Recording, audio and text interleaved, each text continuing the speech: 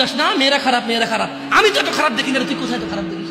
আমি তো দেখি তুই তুই বেটা টেনে পড়িস মাত্র, তোকে আমি ছোট করে দেখছি না বেটা।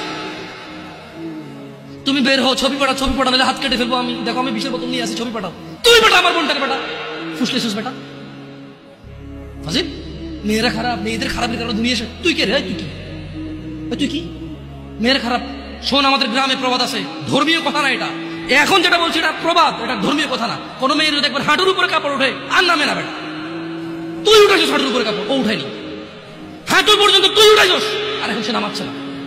তুই মনে করিস তুই বেঁচে গেছিস না? তুই মনে করিস তুই জিনাই জেনা না? না বেটা, ও তোর সাথে জেনা করেছে, এরপরে তোকে আরেকজনের সাথে করবি, আরেকজনের সাথে করিস। আর তুই সূচনা, তুই ওকে শিখেছিস এটা, সবগুলো তোর উপরে আসবে বেটা। তুই নিজের ছোট পাপিষ্ট মনে করিস না? তুই মনে করিস কি হয়েছে, আমি তো চুমাই নিছি। আমি তোকে বলছি ছবি তুলে পাঠাও, টয়লেটে যাও, ব্লাউজ খুলে ছবি তুলে পাঠাও, জামা খুলে ছবি তুলে বেটা। ফাজিল, আল্লাহ তোকে হৃদায়ত দিকে। আমি ভয় পা, ভয় পা, আল্লাহকে ভয় পা ছোট ভাই আমার।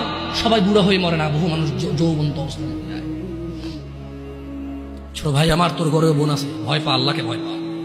তুই এত বড় অপরাধে লিপ্ত হইস না। তুই মেয়েদের হাঁটু পর্যন্ত কাপড় তুলিস না, খবরদার, খবরদার, তুই এটা করিস না।